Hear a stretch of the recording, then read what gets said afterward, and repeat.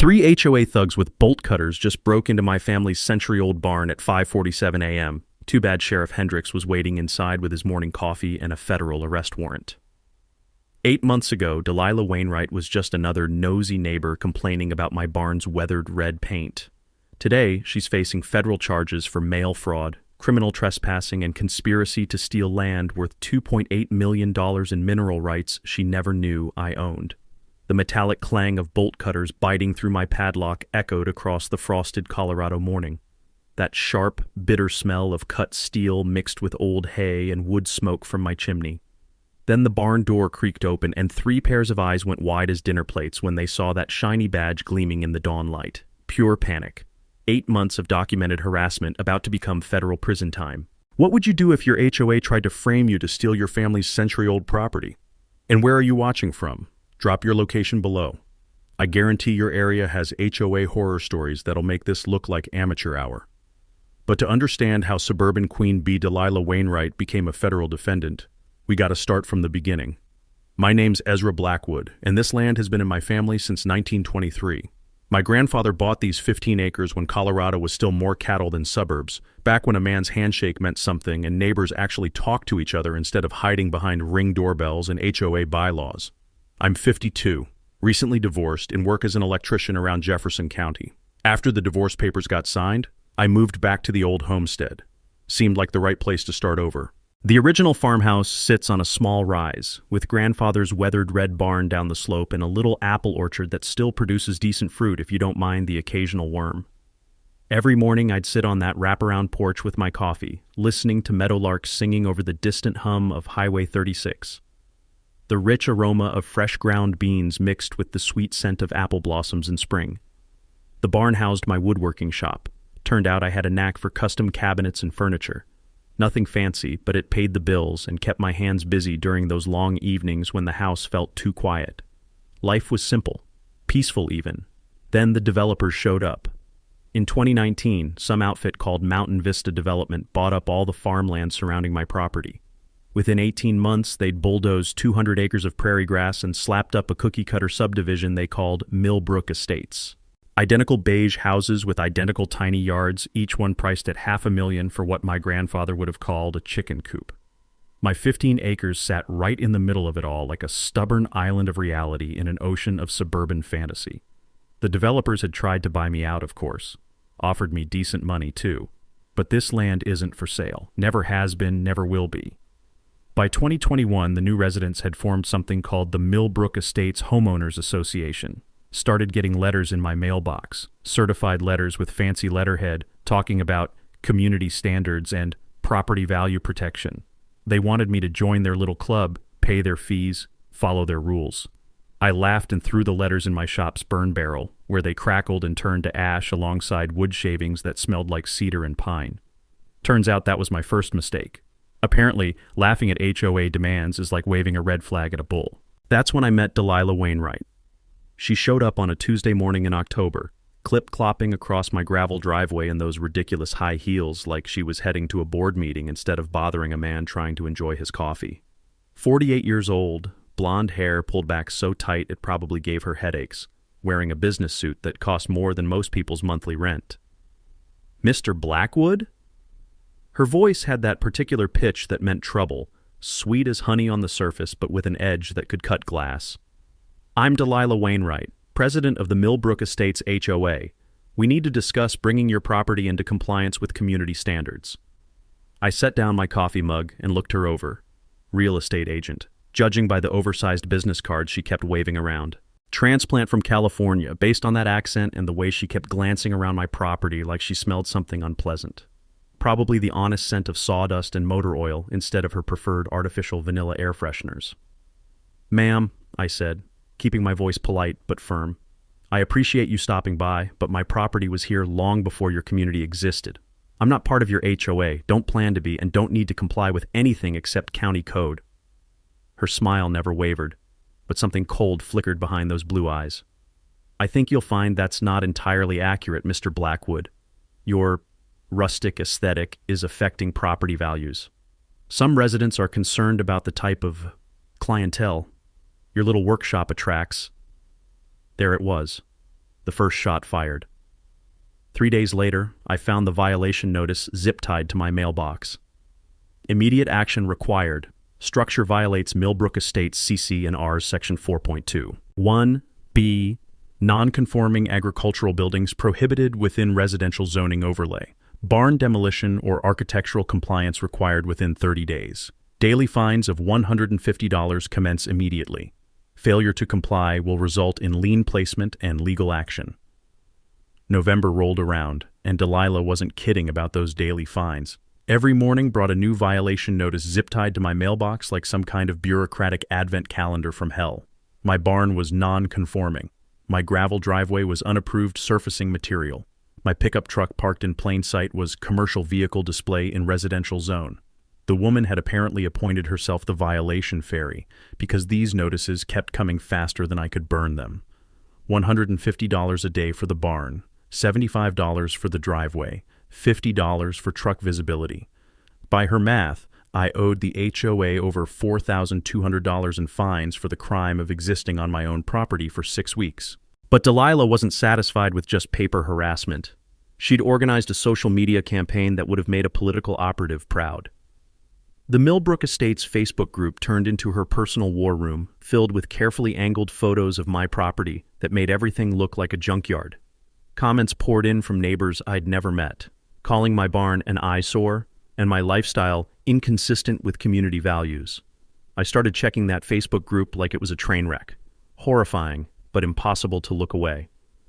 One particularly charming post featured a close-up of my weathered barn door with the caption, "Is this the image we want for our $500K investment?" The smell of fresh coffee couldn't even mask the bitter taste of watching strangers trash talk 3 generations of my family's hard work. Then came the mini twist that flipped the script entirely.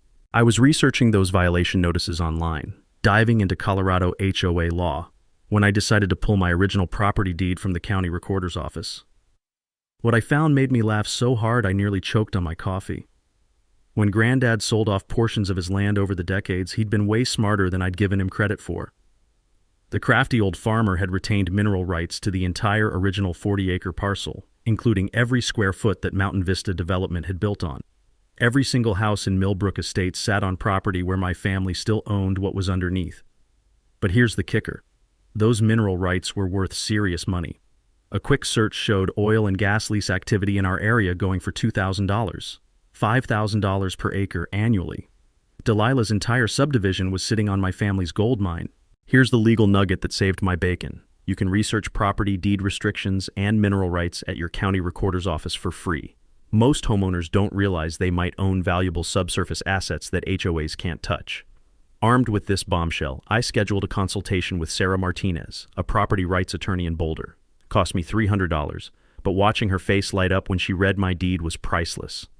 "Mr. Blackwood," she said, practically bouncing in her chair, "not only do these violations have zero legal standing, but you've got leverage they don't even know exists. If they keep harassing you, we can file for vexatious litigation and damages." My counterpunch was swift and surgical. First, I installed professional-grade security cameras around the property perimeter, not just basic trail cams, but systems that uploaded everything to the cloud in real time. Then I posted a detailed legal response on the Millbrook Estates Facebook group, complete with citations from Colorado revised statutes about HOA limitations and grandfathered property rights. I included photos of my original deed with the mineral rights clearly highlighted and added this bombshell. P.S. Thanks for building your subdivision on my mineral rights. We should talk. The response was immediate chaos. Some neighbors, like Margaret Chen, a retired teacher who'd been getting tired of Delilah's power trips, and Bobby Kowalski, a veteran who lived 3 streets over, started commenting in support. But others doubled down, sharing Delilah's increasingly frantic posts about property owner responsibility and community investment protection.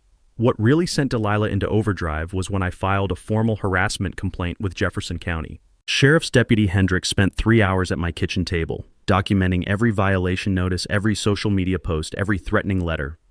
"Mr. Blackwood, this is textbook targeted harassment," Deputy Hendricks said as he closed his notebook. "Keep documenting everything. When this escalates, and it will, we'll have grounds for charges." The evening sounds around my property had changed, Instead of just meadowlarks and distant traffic, now there were electronic beeps of security systems and the occasional whir of cameras auto-focusing. My peaceful homestead was becoming a fortress, but I wasn't backing down. 3 days later, I found a new notice on my mailbox.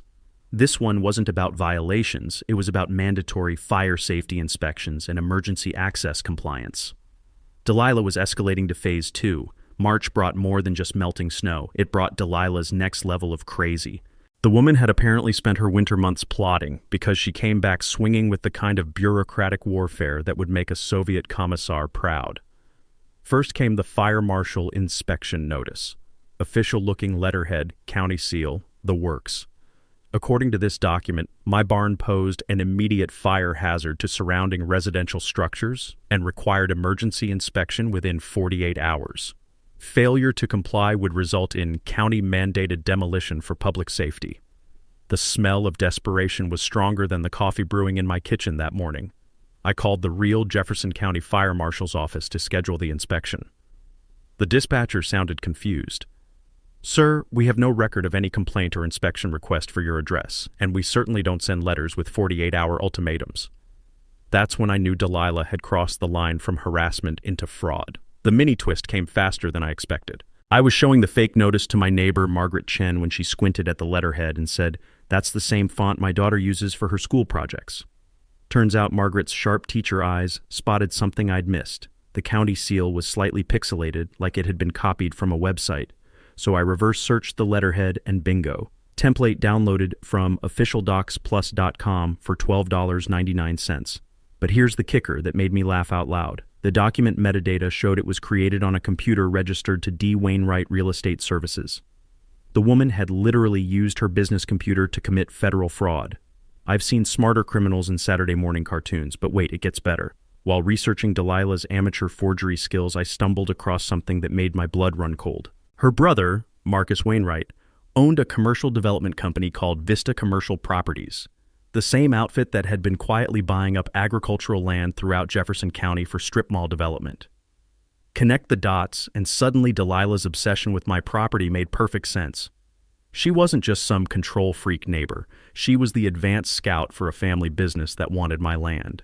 My counterpunch this time was surgical precision, wrapped in small-town politeness.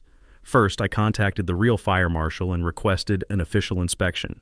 Deputy Fire Marshal Rodriguez showed up 2 days later with actual credentials and spent an hour going through my barn with professional equipment.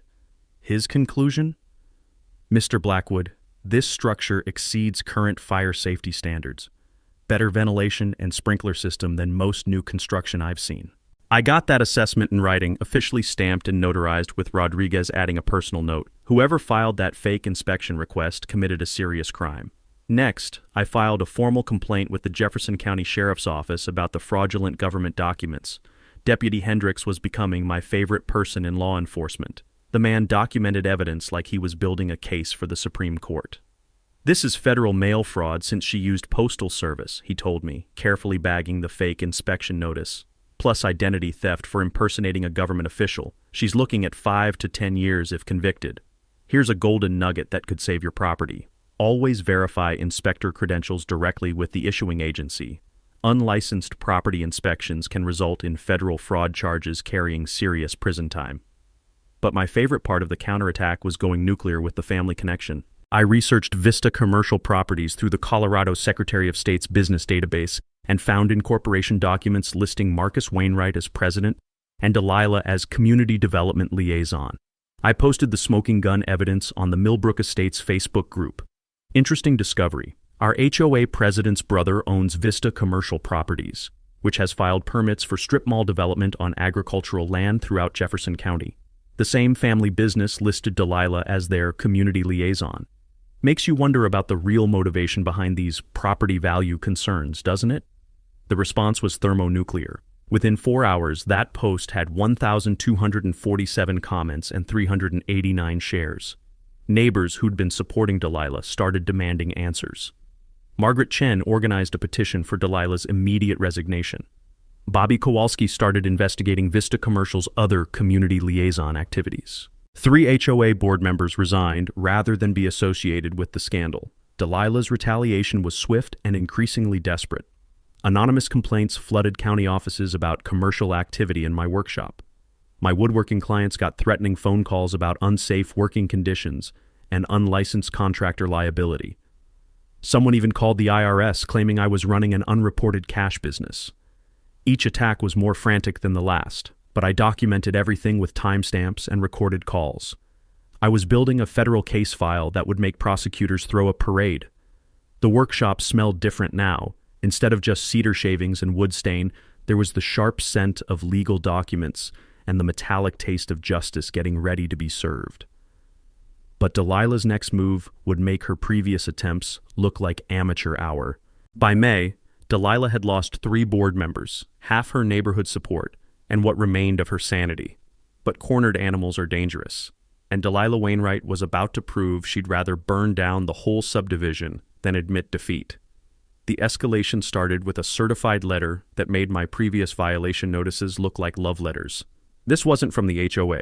This was from Brennan, Walsh & Associates, a Denver law firm with letterheads so fancy it probably cost more to design than my truck was worth. Cease and desist. Immediate demolition of non-conforming agricultural structure required within 30 days. Failure to comply will result in civil action for injunctive relief, property value damages exceeding $500,000, and lien placement on subject property. The letter was signed by someone named Harrison Brennan III, a name so pretentious I half expected it to come with a monocle and a request to speak to my valet. But here's where it got really interesting. The legal document cited 3 specific violations: fire hazard to neighboring properties, zoning violations under Jefferson County Code February 4th, 15, and maintenance of attractive nuisance endangering community welfare. Each violation came with detailed measurements, property surveys, and photographs that looked suspiciously professional. Too professional, as it turned out. The mini twist came when I noticed something off about those property surveys. The measurements didn't match my actual property lines. They were off by exactly 15.7 feet on the eastern boundary. So I pulled my original 1993 survey and compared it line by line. Someone had altered the property boundaries to make my barn appear 50 feet closer to the subdivision than it actually was. We're talking sophisticated document forgery here, complete with fake surveyor stamps, adjusted GPS coordinates, and digital manipulation that would impress a Hollywood effects studio. But that wasn't even the best part. When I called Brennan, Walsh & Associates to verify the letter, the receptionist sounded genuinely confused. "I'm sorry, sir, but we have no record of any client named Wainwright, and Mr. Brennan isn't handling any property disputes in Jefferson County. In fact, he's been retired for 3 years." Delilah had graduated from amateur fraud to professional-grade criminal conspiracy, and she was still terrible at it. My counterpunch this time required bringing in the heavy artillery. I retained Sarah Martinez for full representation. Her $5,000 retainer hurt my bank account, but watching her methodically dismantle Delilah's fake legal documents was better than cable TV. "This isn't harassment anymore," Sarah told me, spreading the forged papers across her conference table like a crime scene investigator. "This is organized fraud involving multiple federal felonies. We're filing a Section 1983 civil rights lawsuit, plus state charges for forgery, mail fraud, identity theft, and criminal conspiracy." But the real nuclear option was what Sarah discovered during her deep dive into my property rights. Those mineral rights were worth way more than I'd calculated. "Ezra, there's active oil and gas leasing happening 2 miles south of your property," Sarah said, pointing to a geological survey map covered in colored dots.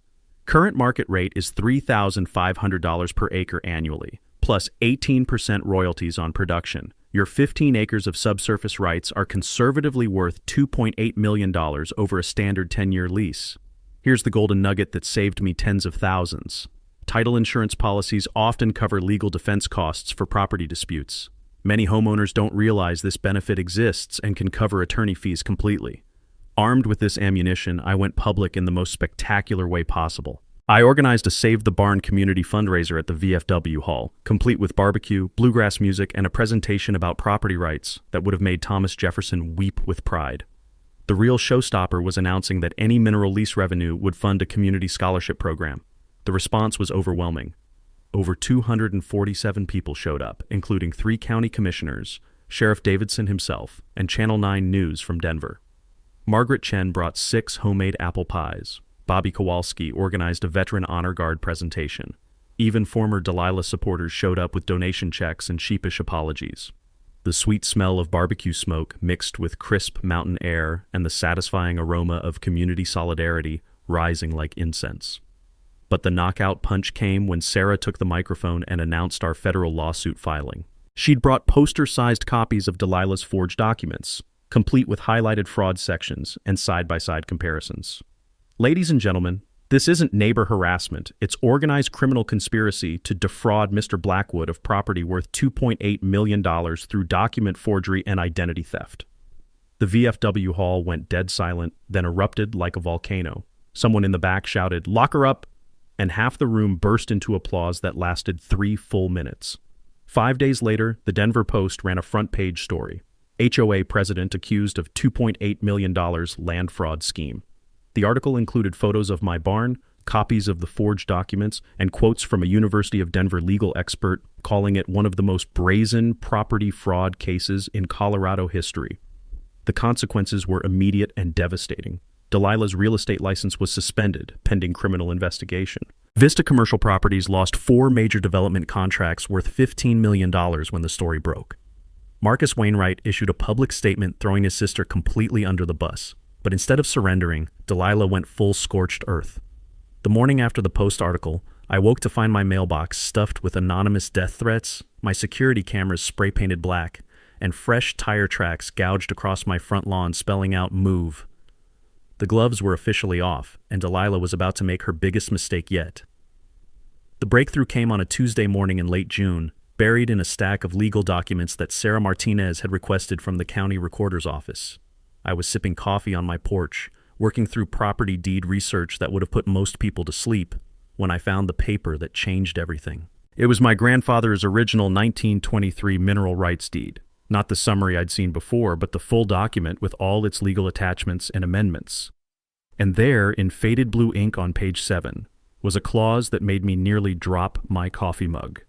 Grantor hereby retains in perpetuity all subsurface mineral rights, including but not limited to oil, gas, coal, precious metals, and geological survey access to the entirety of Section 15, Township 3 South, Range 70 West, comprising approximately 640 acres of the original Blackwood Homestead parcel, 640 acres, not just my 15-acre property, the entire section of land that included every single house in Millbrook Estates. My grandfather hadn't just been smart, he'd been brilliant. But the real bombshell was what I found when I cross-referenced that section number with current mineral lease applications. Vista Commercial Properties, Marcus Wainwright's company, had filed a preliminary application for oil and gas exploration rights on the exact same section just 6 months ago. The application listed an estimated lease value of $4.2 million annually, plus 22% royalties on any production. And according to the geological survey attached to their filing, the area was classified as high probability for commercial extraction. Delilah and her brother hadn't just been trying to steal my barn. They'd been trying to steal a potential gold mine worth tens of millions of dollars. The financial implications hit me like a freight train. Every house in Millbrook Estates, every street, every perfectly manicured lawn, all of it sat on mineral rights that belonged to my family. The HOA that had been trying to force me off my own land was built on property where I owned everything underneath their foundations. The power dynamic had just flipped completely upside down, but there was more. Sarah's investigation had uncovered the paper trail connecting Delilah's harassment campaign to her brother's mineral lease application. Internal emails between Vista Commercial and a geological consulting firm showed they'd been planning this extraction project for over 2 years, waiting for the property acquisition phase to be completed. Property acquisition phase. That's what they called stealing my land. The conspiracy was bigger than just neighbor harassment. This was organized fraud designed to force me into selling my property below market value so they could claim mineral rights worth 40 times what they were offering. Delilah's fake violations, forged legal documents, and escalating intimidation. It was all part of a systematic plan to make my life so miserable I'd take whatever lowball offer they eventually made. Here's the legal nugget that turned everything around. Mineral rights often transfer separately from surface rights, and property deeds may contain valuable subsurface assets that owners don't realize they possess. Always research the full chain of title. The beauty of this discovery was that it gave me leverage I'd never dreamed possible. Not only could I stop their harassment permanently, but I could turn the tables in the most spectacular way imaginable. Every monthly HOA fee they'd been collecting, every fine they'd tried to impose, every meeting where they'd discussed property improvements, all of it was happening on land where I owned the mineral rights, which meant, according to Colorado law, I had legal standing to demand compensation for any surface use that might impact subsurface access, like, say, building an entire subdivision without mineral rights owner approval. The irony was so perfect it hurt. Delilah had spent 8 months trying to force me off my property through legal intimidation. Now, I had grounds to demand millions in compensation from every property owner in her subdivision. But the discovery that really made my day was finding Vista Commercial's internal timeline. According to their project documents, they planned to begin seismic testing in September, just 3 months away. The testing required surface access across the entire mineral rights area, which meant they needed my permission for every single property in Millbrook Estates. Permission they'd never asked for because they assumed they could just steal my land first. Sarah was practically giddy when I showed her the documents. Ezra, this changes everything. They're not just liable for harassment and fraud, they're looking at potential federal RICO charges for organized criminal enterprise. We're talking about a conspiracy to defraud you of property worth tens of millions. The scope of their greed was breathtaking. They'd built an entire subdivision on stolen mineral rights, spent 2 years planning an extraction project, organized a systematic harassment campaign, committed multiple felonies, and never once considered that a small-town electrician might actually know how to read property deeds. I sat on my porch that evening, watching the sunset paint my grandfather's barn red and gold, and realized that 3 generations of Blackwood stubbornness were about to pay off in ways the old man never could have imagined. Tomorrow, I'd start making phone calls. But tonight, I just wanted to savor the moment when David realized he'd been carrying a bazooka the whole time. The next morning, I called Sarah Martinez at 7 a.m. sharp. By 8:30, we were sitting in her office with coffee, legal pads, and a strategy that would make Sun Tzu proud. First things first, Sarah said, spreading geological surveys across her conference table like a general planning an invasion. We need to understand exactly what we're dealing with here. Those mineral rights don't just give you leverage, they give you nuclear weapons. She'd already contacted a mineral rights expert who confirmed what Vista Commercial's own documents showed. The subsurface geology beneath Millbrook Estates was sitting on a natural gas formation worth conservatively $47 million over a 20-year extraction period. My 640 acres of mineral rights controlled access to the entire field. But the legal strategy was even more beautiful than the financial windfall. Here's how we play this, Sarah explained, her eyes gleaming like a prosecutor who'd just found the smoking gun. Colorado law requires mineral rights owners to provide reasonable surface access for extraction, but it also requires surface owners to compensate mineral rights owners for any improvements that interfere with subsurface access. Translation: every house, street, and sidewalk in Millbrook Estates was built without mineral rights permission, making the entire subdivision technically liable for trespassing damages. The federal angle was even better. Sarah had contacted a friend at the U.S. Attorney's Office about Vista Commercial's conspiracy. RICO charges were definitely on the table: organized criminal enterprise, mail fraud, wire fraud, conspiracy to commit theft of federal mineral rights. We're talking about 20 to life territory if they push this to trial. But here's the genius part, Sarah continued. We don't want to destroy the community. We want to save it from these vultures. Our plan was surgical precision wrapped in community benefit. Phase 1 was documentation and alliance building. I'd already been working with Sheriff's Deputy Hendricks to compile evidence of Delilah's harassment campaign. Now we expanded that to include FBI documentation of the mineral rights fraud. Agent Rebecca Torres from the Denver field office was handling the federal case, and she was thorough as a Swiss timepiece.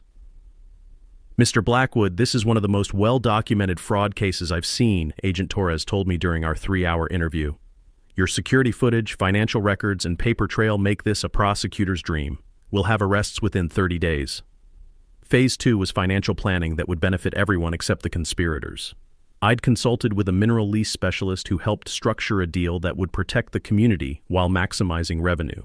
Instead of immediate extraction, we'd negotiate a long-term lease that provided steady income without disrupting surface properties. The numbers were staggering. A properly structured lease would generate approximately $3.2 million annually in royalty payments plus $8.5 million in upfront signing bonuses. Money that could fund a community scholarship program, improve local schools, and still provide my family with generational wealth. Here's the financial nugget that most property owners don't know. Agricultural use exemptions can reduce property taxes by up to 80% even on small acreage, as long as you maintain legitimate farming activities. But my favorite part of the plan was the community organizing strategy. Margaret Chen had been busy rallying neighborhood support, and her retired teacher skills were paying dividends. She'd organized what she called coffee and constitutional rights meetings in her living room, educating neighbors about property rights, HOA limitations, and the fraud conspiracy. Bobby Kowalski took a different approach. As a veteran, he understood tactical planning. He'd been quietly documenting every irregular activity around the subdivision: unusual vehicles, late-night meetings, anyone who looked like they might be conducting surveillance. His military precision was building an intelligence file that would impress the FBI. "These people think they're running some kind of covert operation," Bobby told me, showing me photos of Marcus Wainwright's company vehicles parked in various neighborhood locations. "But they're about as subtle as a helicopter landing in a library." Phase 3 was the legal trap that would end this once and for all. Sarah had prepared a comprehensive federal lawsuit that would be filed simultaneously with criminal charges: civil RICO, mineral rights theft, fraud, conspiracy, harassment, and about 15 other charges that would keep Delilah and Marcus in court for the next decade. But the masterstroke was the timing. We'd coordinate the legal filing with a community meeting where I'd announce the mineral lease benefit program. Instead of the Wainwrights profiting from their crime, the community would benefit from their greed. Agent Torres loved the plan. "Community benefit angles always play well with juries," she said. "Instead of looking like a property dispute, this becomes a story about corporate criminals trying to steal from hardworking families." The third legal nugget that sealed the deal: property owners can request law enforcement presence during disputed inspections, which prevents trespassing claims and ensures any violations are properly documented. By late July, all the pieces were in place. Federal agents were ready to execute search warrants. Sarah had civil lawsuits prepared for immediate filing. Margaret and Bobby had organized community support that included 3 county commissioners and the mayor of nearby Broomfield. The smell of victory was sweeter than fresh coffee and summer morning air combined. But before we could spring our trap, Delilah made one last desperate move that played right into our hands. Apparently, 8 months of failing to steal my property had driven her completely over the edge. She was about to give us the perfect opportunity to catch her red-handed. August brought the kind of Colorado heat that makes even the mountains shimmer, but it was nothing compared to the fire Delilah was about to bring down on herself. The woman had apparently spent July plotting her most desperate gambit yet, and she was about to hand me everything I needed to destroy her completely. It started with sabotage that would have made a mafia enforcer blush. My security cameras began mysteriously malfunctioning, not breaking exactly, but developing convenient blind spots right before suspicious activities. The main power line to my barn got accidentally damaged by a utility truck that had no record of being dispatched to my area. Someone even tried cutting my internet cables, apparently not realizing I'd upgraded to a cellular backup system after the second camera incident.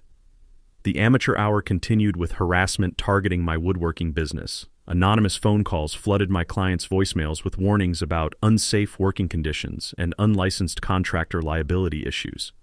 One particularly creative message claimed I was operating without proper insurance and that anyone injured on my property would face personal bankruptcy from lawsuit damages. But my favorite was the fake Yelp reviews. Apparently, my custom cabinet business was now responsible for shoddy workmanship, missed deadlines, and, this one made me laugh out loud, inappropriate political discussions during consultations.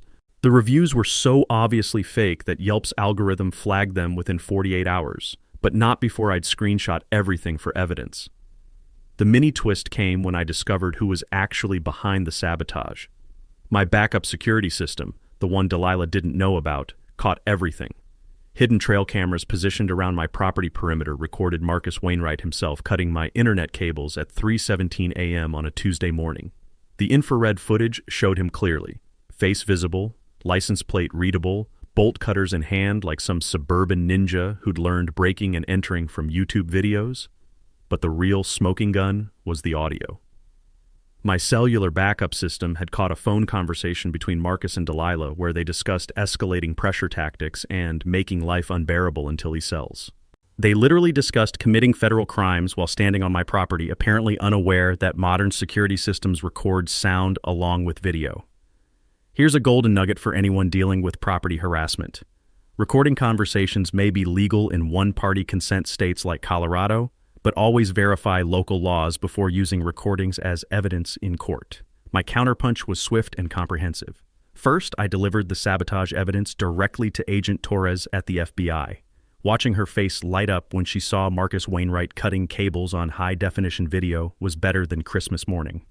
Mr. Blackwood, this is federal destruction of communications infrastructure. We can add that to the existing conspiracy charges. Next, I filed a restraining order against both Delilah and Marcus, backed by 8 months of documented harassment plus fresh evidence of criminal sabotage. Judge Patricia Coleman granted a temporary order within 24 hours and scheduled a full hearing for the following week. But the pièce de résistance was going public with the criminal evidence. I organized a neighborhood meeting at the community center, ostensibly to discuss property security concerns. Over 180 residents showed up, including Margaret Chen with her famous apple pie, Bobby Kowalski with a PowerPoint presentation that would have impressed the Pentagon, and 3 local news crews who'd been following the story since my mineral rights discovery. "Ladies and gentlemen," I said, standing at the podium with a laser pointer and a projection screen, "tonight I want to show you exactly what organized crime looks like in suburban Colorado." The room went dead silent as I played the security footage of Marcus cutting my cables, enhanced with timestamps and GPS coordinates. Then came the audio recordings of the conspiracy conversations with transcripts displayed on screen so everyone could follow along. The reaction was nuclear. Gasps, angry murmurs, and then sustained applause that lasted 4 full minutes. Margaret Chen stood up and shouted, "This is our community, not their crime syndicate." Half the room burst into cheers. 3 more HOA board members resigned that night. The subdivision's management company terminated their contract with Millbrook Estates effective immediately. And most satisfying of all, 12 families who'd been supporting Delilah publicly apologized and asked how they could help with legal expenses. But Delilah's response to this humiliation was her most unhinged yet. The morning after the community meeting, I woke up to find my mailbox destroyed by what looked like baseball bat damage. Fresh graffiti covered my barn doors, "Move or else," spray-painted in red letters 3 feet tall. And my apple orchard, 3 generations of family trees, had been deliberately poisoned with herbicide, leaving brown, dying branches that smelled like chemical warfare. Agent Torres called it escalating criminal behavior consistent with organized harassment campaigns. Sarah Martinez called it evidence of conspiracy to intimidate federal witnesses.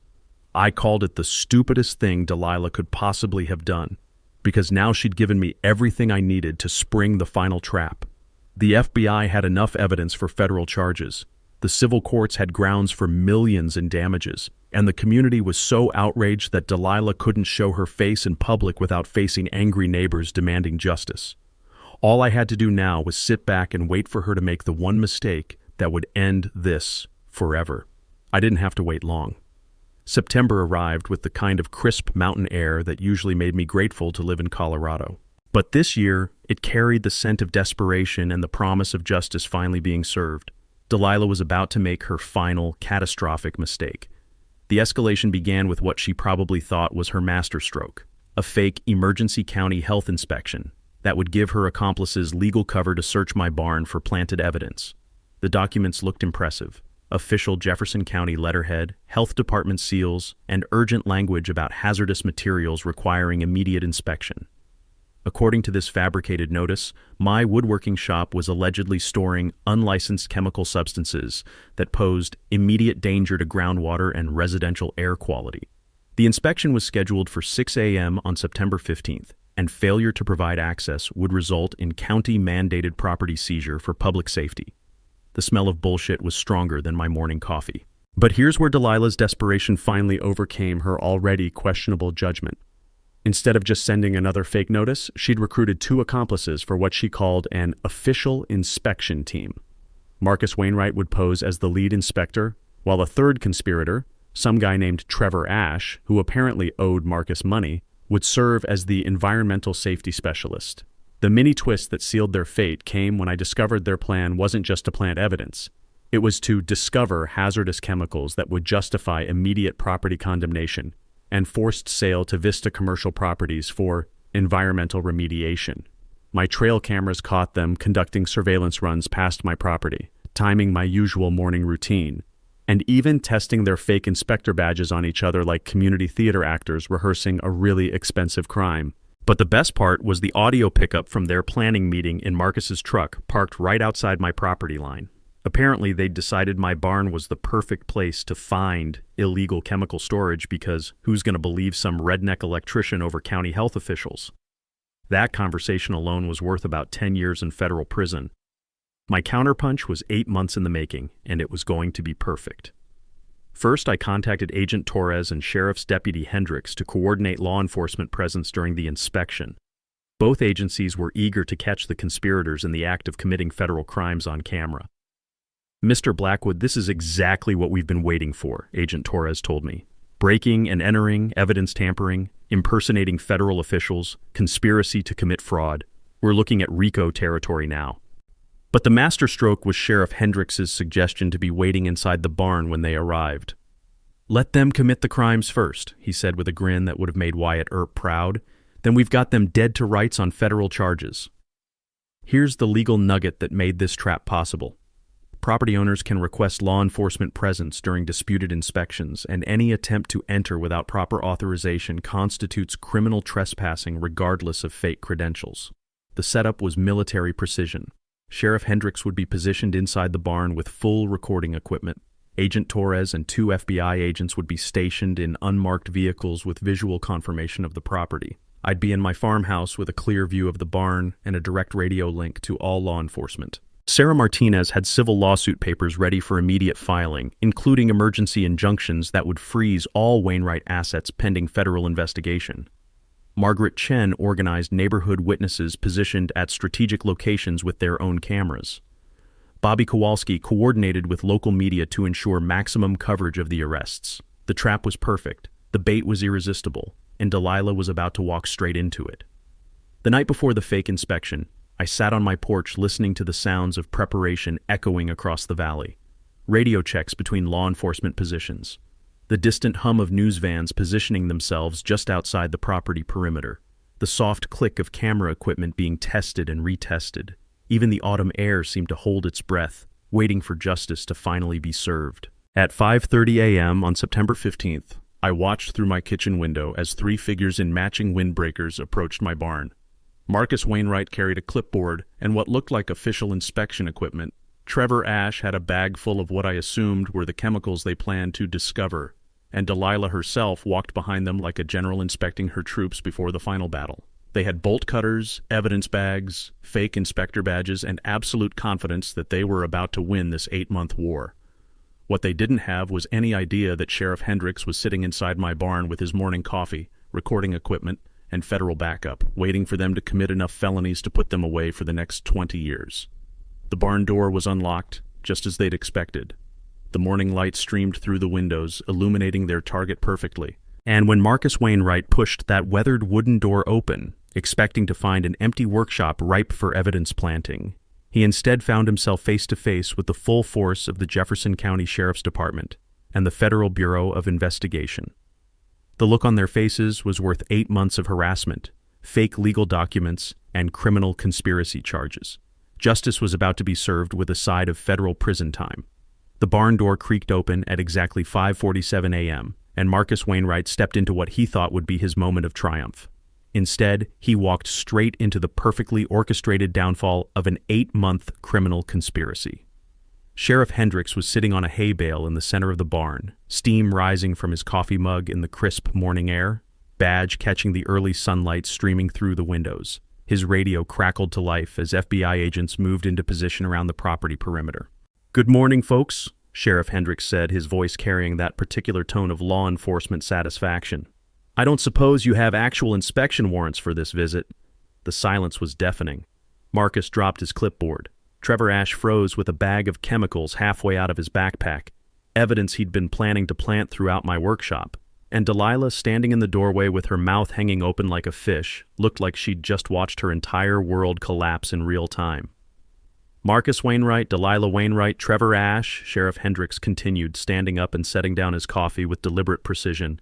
"You're under arrest for criminal trespassing, conspiracy to commit fraud, impersonating government officials, and attempted evidence tampering. That's when Agent Torres stepped through the side door with 2 additional FBI agents, all wearing tactical gear and expressions that meant business. And federal charges for mail fraud, wire fraud, conspiracy to violate civil rights under Section 1983, and RICO violations for organized criminal enterprise. The Miranda rights recitation was music to my ears, echoing across the valley as 3 generations of Blackwood stubbornness finally got the justice they deserved. But the real show was just beginning. By 7 a.m., my property looked like the set of a crime drama. FBI evidence teams photographed everything while sheriff's deputies secured the scene. News crews from Denver had arrived with satellite trucks and cameras that captured every moment of the arrests. Margaret Chen organized neighbors to provide witness statements, while Bobby Kowalski coordinated crowd control with military efficiency. The media presence was overwhelming. Channel 9 News, Channel 7, the Denver Post, and even a crew from a national network that had been following property rights stories. Reporter Jessica Walsh from Channel 9 conducted a live broadcast from my front porch while federal agents processed evidence in the background. This is a developing story of alleged criminal conspiracy involving millions of dollars in mineral rights fraud, Walsh reported to the camera.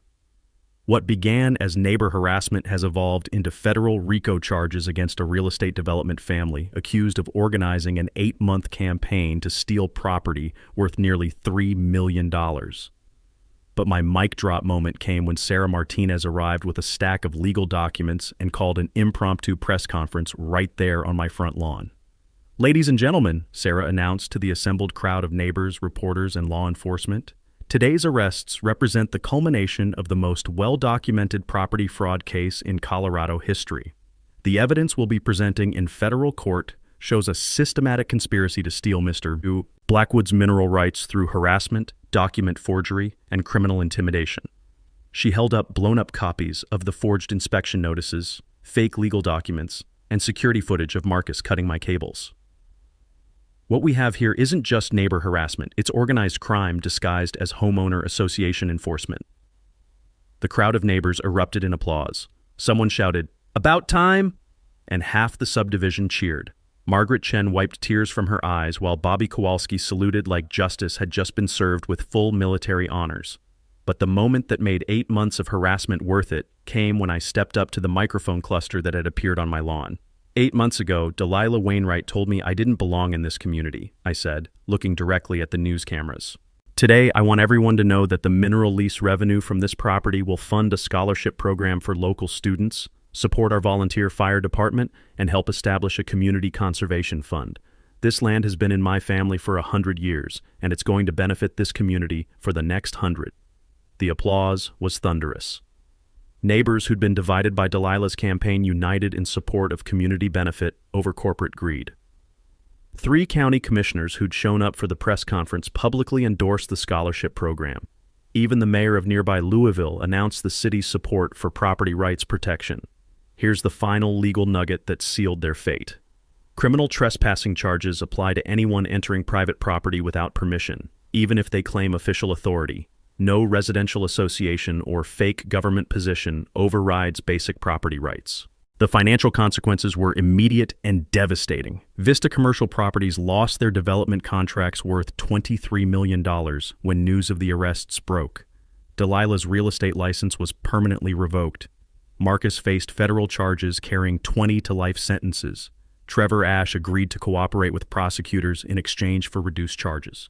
But the community impact was even more satisfying. The HOA was officially dissolved by emergency vote within 48 hours. Property owners organized a new voluntary association focused on community benefit rather than corporate control. And my barn, the center of 8 months of harassment, became a symbol of property rights resistance that inspired similar cases across Colorado. As the media crews packed up their equipment and federal agents finished processing evidence, I sat on my porch with a fresh cup of coffee and watched the sun set behind the mountains. The smell of autumn air mixed with the sweet scent of justice finally served. Delilah Wainwright had spent 8 months trying to steal my family's legacy. Instead, she'd given me the perfect opportunity to protect it forever while benefiting the entire community. Sometimes the best revenge is just letting criminals destroy themselves while you document everything for federal prosecutors. 6 months later, the courtroom victories were even sweeter than I'd imagined. Delilah received 18 months in federal prison plus 5 years probation for mail fraud and conspiracy charges. Marcus got 4 years for RICO violations and was ordered to pay $2.3 million in restitution. Trevor Ash testified against both of them and got off with community service, which he's serving by helping maintain the community garden we built where the HOA office used to be. The financial resolution exceeded every expectation. The mineral lease auction drew 12 bidders from across the energy sector, ultimately settling with Rocky Mountain Energy Partners for a 20-year deal worth $3.8 million annually plus 24% production royalties.